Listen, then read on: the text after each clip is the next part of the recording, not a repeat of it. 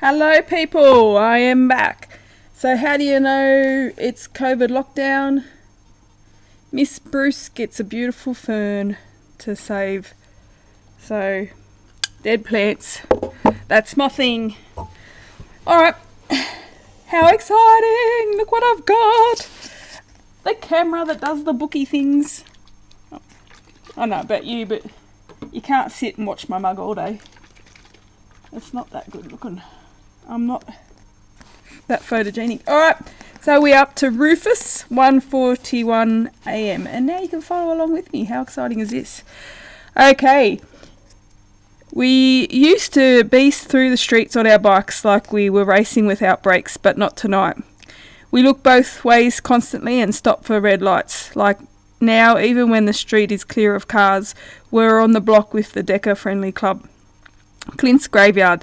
There's a crowd forming of 20-something-year-olds and the line is straight chaos, which has got to be keeping the paychecks coming for the bouncers dealing with all these deckers and their friends trying to get crazy on the dance floor one last time before their time is up. This brunette girl, mad pretty, is bawling when a guy advances on her with some tired-ass pickup line. Maybe you'll live to see another day with some vitamin E in your system. And her friend swings a purse at him until he backs up. Poor girl can't even get a break from a-holes hitting on her when she's grieving herself. It's a green light and we ride off, finally reaching Pluto minutes later. The foster home is a jacked-up duplex with the face of a battered building. Bricks missing indecipherably and colourful graffiti. There are bars on the ground floor windows, not because we're criminals or anything like that, but so no one busts in and steals from a bunch of kids who've already lost enough. We leave our bikes down on the bottom of the steps, racing up to the door and letting ourselves in. We go down the hall, not bothering to tiptoe across the tacky chessboard-like tiled floor into the living room, and even though there's a bulletin board with information about sex, getting tested for HIV, abortion and adoption clinics, and other sheets of that nature, this place still feels like a home and not some institution. There's the fireplace that doesn't work but still looks dope, the warm orange paint covering the walls which had me ready for fall this summer, the oak table.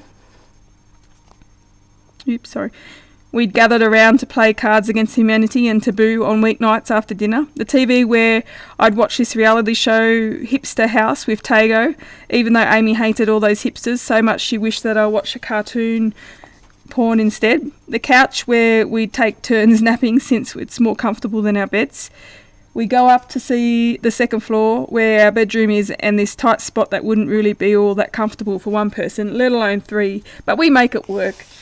There's a window to keep open on the nights Tago eats beans, even if it's mad loud outside. I gotta say, Tago says, closing the doors behind us, you've come really far. Think about all you've done since coming here. There's so much more I could be doing. I sit on my bed and throw my head back on my pillow.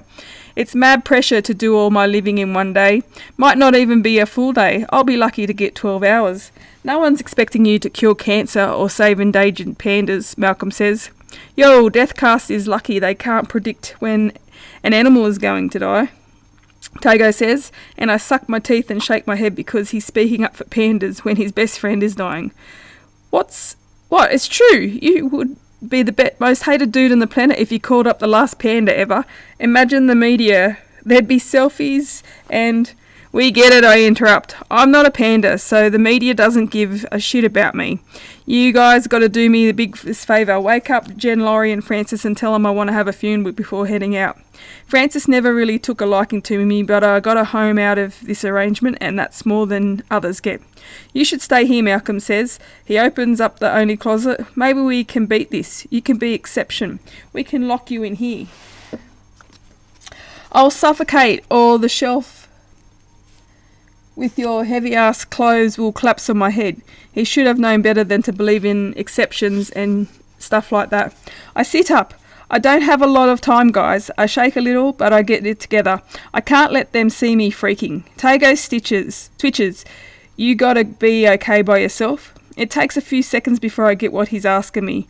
I'm not offing myself, I say. I'm not trying to die. They leave me alone in the room with the laundry. I've never have to worry about washing in summer. washing and summer coursework I'll never have to finish or start. Bunched up in the corner of my bed is Amy's blanket, this yellow thing with a pattern of colourful cranes, which I wrap around my shoulders. It belonged to Amy as a kid, a relic from her mother's childhood. We started dating when she was still here at Pluto, and we'd rest underneath that blanket together and use it for the occasional living room picnic. Those were mad chill times. She didn't ask for the blanket back after we'd broken up, which I think was her way of keeping me around, even when she wanted distance, like I still have a chance with her. This room couldn't be more different from my bedroom I grew up in. Beige walls instead of green, 2 extra beds and roommates, half the size, no weights or video game posters, but still it feels like home, and it showed me how people matter more than stuff. Malcolm learned that lesson.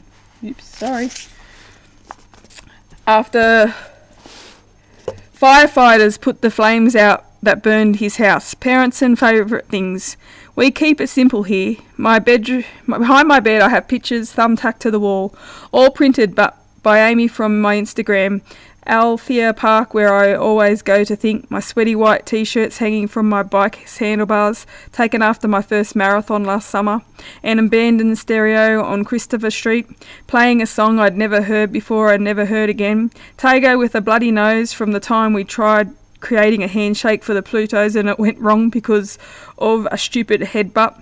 2 sneakers, one size 11, the other size 9. From that time I bought new kicks but didn't make sure they matched before leaving the store. Me and Amy, my eyes uneven, kind of like when I'm high, which I wasn't yet, but still I keep it because the street light threw a cool glow on her. Footprints in the mud from when I chased Amy around a park after a week of rain. 2 shadows sitting beside each other, which Malcolm wanted no part of, but I took anyway, and tons more. I've got to leave behind for the boys when I walk out of here. Walking out of here, I really don't want to go. Oops, sorry. Mateo. 1:52 a.m. I'm almost ready to go.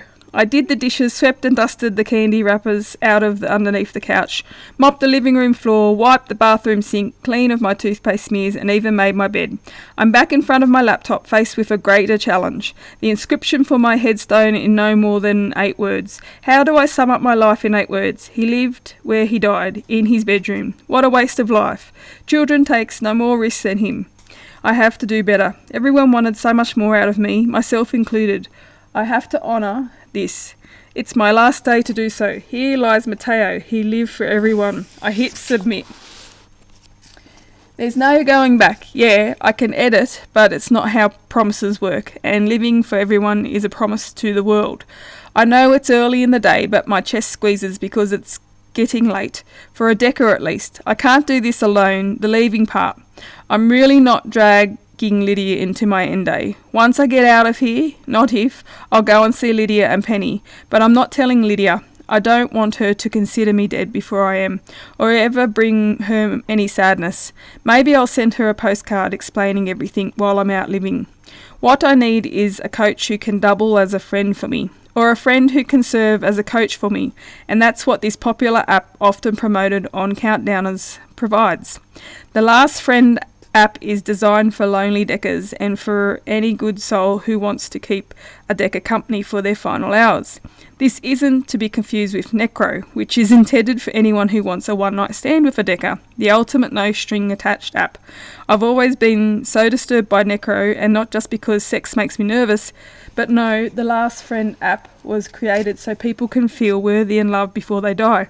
There are no user charges, unlike Necro, which goes for $7.99 a day, which disturbs me because I can't help but feel it as if a human is worth more than $8. Anyway, just like my potential new friendship, the relationship born from the Last Friend app can be pretty hit or miss.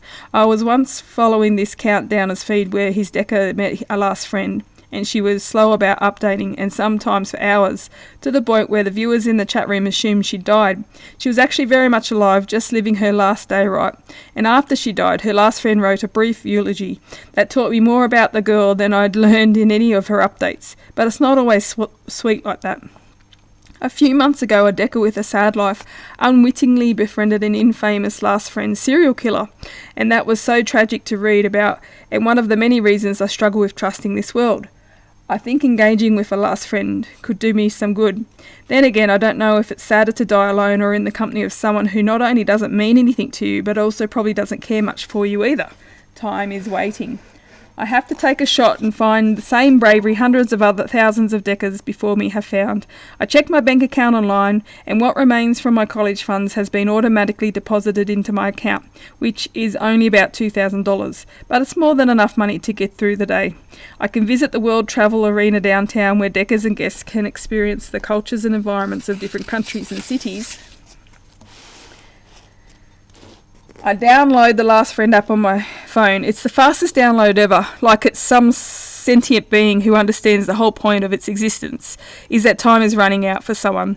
The app has a blue interface with an animation of a grey clock as two silhouettes approach each other and high five. Last Friend zooms into the centre and a menu drops down. Dying today? Not dying today. I click dying today. A message pops up. We here at Last Friends Incorporated are collectively sorry for this loss of you. Our deepest sympathies extend to those who love you and those who will never get to meet you.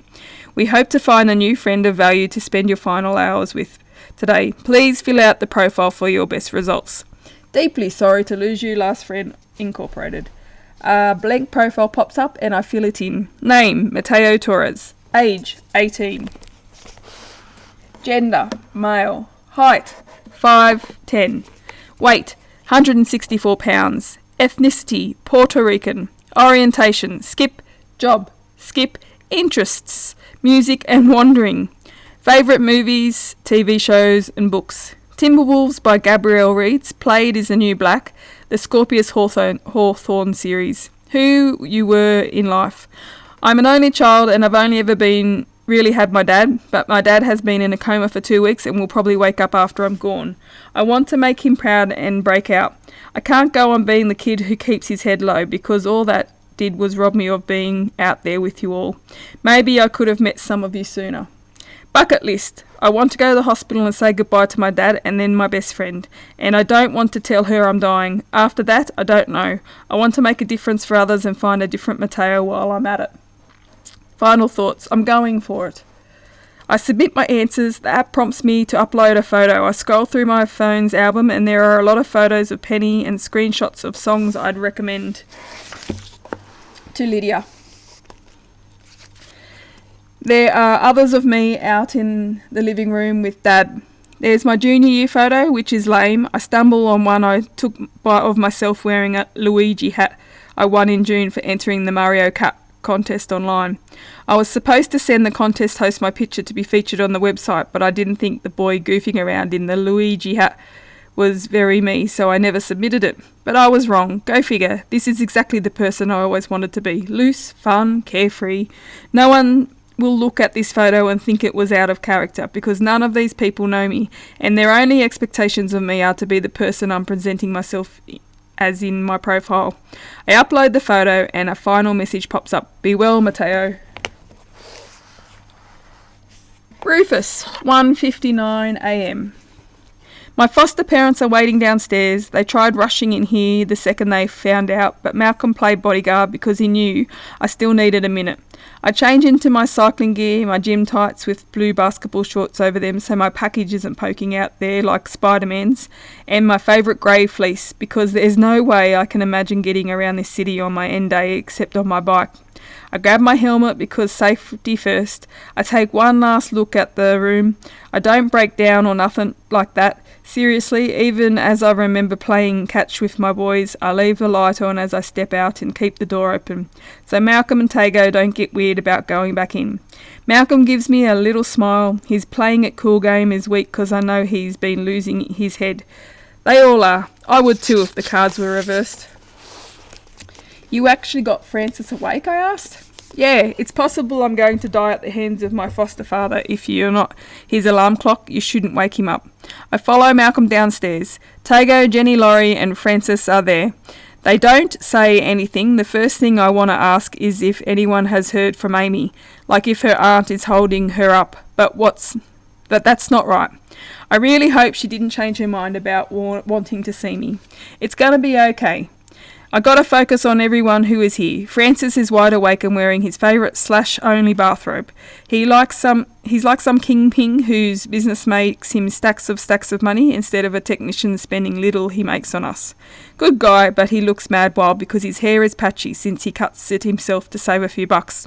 Which is crazy stupid because Tago is a haircut artist. I kid you not, Tago gives the best fades in the city, and that bastard better open up his own barbershop one day and give up his screenwriting dreams. Francis is too white to rock a fade though. Jen Laurie dries her eyes with the collar of her college t-shirt before putting her glasses back on. She's at the edge of her seat like when we'd watch Tago's favourite slasher flicks, and just like then she gets up, but not because of some gross spontaneous combustion. She hugs me and cries into my shoulder. And it's the first time anyone's hugged me since I got the alert, and I don't want her to let go, but I have to keep it moving. Jen stays at my side as I stare at the floor. One less mouth to feed, right? No one laughs. I shrug. I don't know how to do this. No one gives you a lesson on how to brace everyone for your death, especially when you're 17 and healthy. We've all been through enough seriousness and I want them to laugh. Rock, paper, scissors, anyone? I clap my fist against my palm, playing scissors against no one. I do it again, and this time playing rock, still against no one. Come on, guys. I go again, and Malcolm plays paper against my scissors. It takes another minute, but we get several rounds going. Francis and Jen Laurie are easy to beat. I go up against Tago and rock beat scissors. Do over, Malcolm says. Tago switched from paper to rock last second. Man, of all the days to cheat, Roof, why today? Tago shakes his head. I give Tago a friendly bro push because you're a dick. The doorbell rings. I dart to the door, heart racing like whoa, and open it. Amy's face is so flushed, I almost can't make out the huge birthmark on her cheek. Are you kidding me? Amy asks. I shake my head. I can show you the timestamp on my phone. Not about your end day, Amy says. This. She steps to the side and points at the bottom of the stairs. Peck and his wrecked face. The one I said I never wanted to see again as long as I lived. And we'll stop it just there, guys.